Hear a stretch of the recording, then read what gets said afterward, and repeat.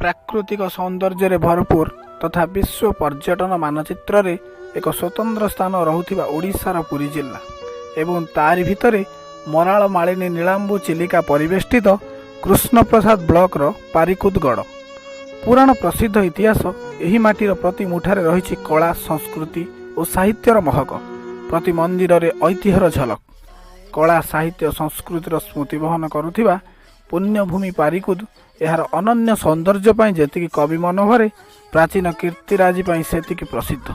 କିନ୍ତୁ ଏବେ ପାରିକୁଦ ସଂଲଗ୍ନ ଚିଲିକା ଓ ବଙ୍ଗୋପସାଗର ମଧ୍ୟରେ ଯେଉଁ ଝାଉଁ ଜଙ୍ଗଲ ରହିଛି ତାହାରି ମଧ୍ୟରେ ଏକ ପୁରାତନ ଘରର ସନ୍ଧାନ ମିଳିଛି। ତେବେ ତା ବିଷୟରେ କିଛି ଜାଣିବା ପୂର୍ବରୁ ଚାଲନ୍ତୁ ଜାଣି ରଖିବା ସେ ଜାଗାକୁ କେମିତି ଯିବେ।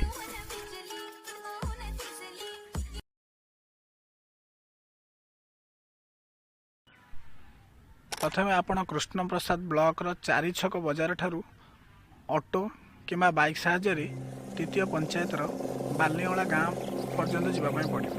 ସେଠାରେ ଚିଲିକା ପାରି ହେବା ପାଇଁ ଛୋଟ ଛୋଟ ବୋଟ୍ ବି ରହିଛି। ଆପଣ ଚାହିଁଲେ ପାଦରେ ବି ଚାଲି ଚାଲି ଆରପଟକୁ ପାରି ହୋଇପାରିବେ।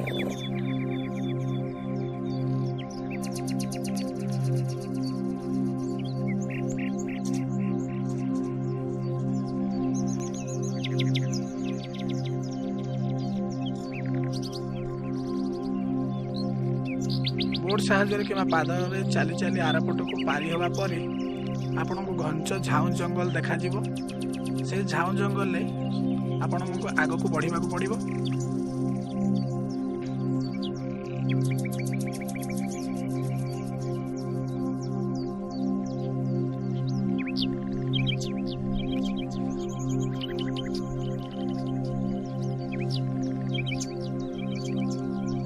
ମନମୁଗ୍ଧକର ପରିବେଶ ତଥା ପଶୁ ପକ୍ଷୀମାନଙ୍କର କଳରବ ଭିତରେ ସୁନ୍ଦର ପ୍ରାକୃତିକ ଶୋଭାରାଜିରେ ଆପଣଙ୍କୁ ଚାଲି ଚାଲି ଜଙ୍ଗଲ ମଧ୍ୟରେ ବଢ଼ିବାକୁ ପଡ଼ିବ।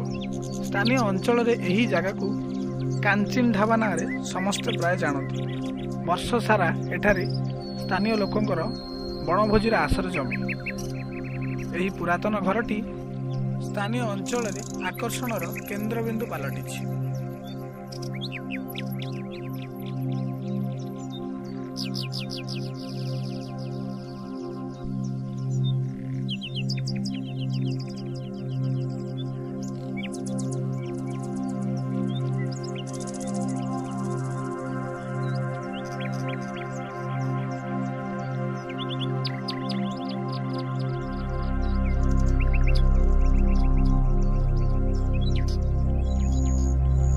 କୁହାଯାଏ ଇତିହାସ ସବୁବେଳେ ସୁନ୍ଦର।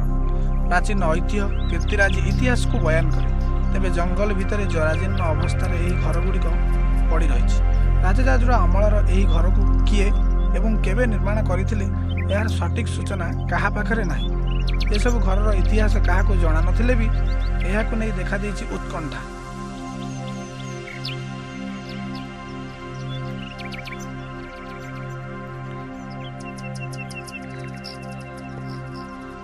କୁହାଯାଏ ବହୁ ବର୍ଷ ତଳେ ପୁରୀ ରାଜା ଏଠାକୁ ଚିଲିକା ଭ୍ରମଣରେ ଆସୁଥିବା ବେଳେ ଏଠାରେ ରାତ୍ରି ଯାପନ କରିଥାନ୍ତି।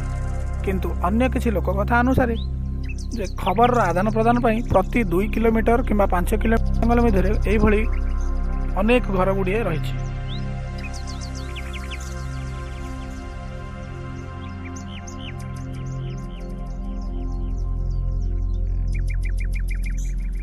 ଘରଗୁଡ଼ିକର ନିର୍ମାଣ ଶୈଳୀ ଦେଖିଲେ ସେଥିରୁ ସହଜରେ ଜାଣିହେବ ଏହା କେତେ ପୁରାତନ।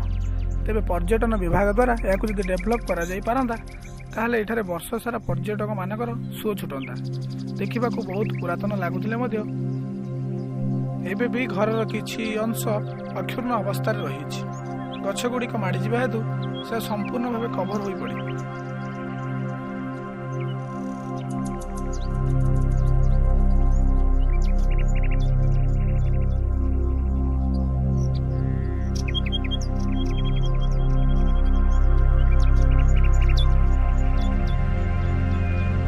ଠିକ୍ ପଛ ପାଖରେ ବଙ୍ଗୋପସାଗରର ବିସ୍ତୀର୍ଣ୍ଣ ବେଳାଭୂମି ରହିଛି। ବେଳାଭୂମିରେ ବୁଲିବାର ମଜା ସହିତ କାଞ୍ଚିନ ଢାବା ନିକଟରେ ବଣଭୋଜି କରିବାର ମଜା ନିଶ୍ଚିତ ଭାବେ ନିଆରା ହୋଇଥାଏ।